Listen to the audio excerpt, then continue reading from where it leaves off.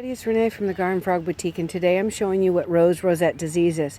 This is a deadly disease to roses, knockouts, climbing roses, tea roses, it doesn't matter. I've already started with one. I got one out of the ground. I pruned this one down, this knockout down to the ground, and then I'm working on this one, and I thought I better share with you what to look for on diseased roses. This is called witch's broom. You see how many thorns there are?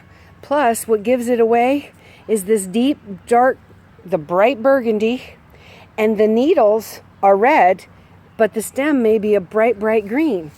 Now let me show you on this one right here. Look, it looks like it's got healthy buds, but when you look, you can see how bright the stem is in the red. This has been a diseased rose for a couple years. I know it's wrong, but I wanted to see if I can figure out if it is totally incurable, because the knockouts are supposed to be disease resistant, but it is. So you need to trim your bushes down to this. You cut them out, dig them up, you put them in a plastic garbage bag. They go to the dump. Do not put them in your compost. You'll never be able to plant roses in these spots again. It's a viral disease that goes into the soil, and the soil is basically done. There's other telltale signs, and I'm going to walk you over to a climbing rose that's actually about 30 feet, 40 feet away. And I know you can probably see in the video. Look at that gorgeous burgundy color. You're thinking, oh my gosh, that's pretty. That's a disease. That's the disease.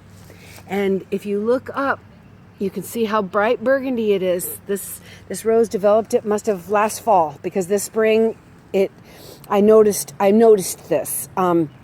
You'll also notice that some of the old thorns are very close together, and it had full of buds, and I thought, oh, this is going to be gorgeous. But here's what happened. They developed the buds. They got to the state where they're almost going to open, and they shriveled up and died. This has to be dug up and be thrown away. When you're done digging up for the Rosette disease, okay, you need to sterilize your tools when you're done. You can use rubbing alcohol. You can use Dawn dishwashing soap. It doesn't matter. You need to scrub the tools to get them clean, because this is disease and this can spread. It can be in the roots, it can be in the stems and the flowers. So don't have your roses touch anything else.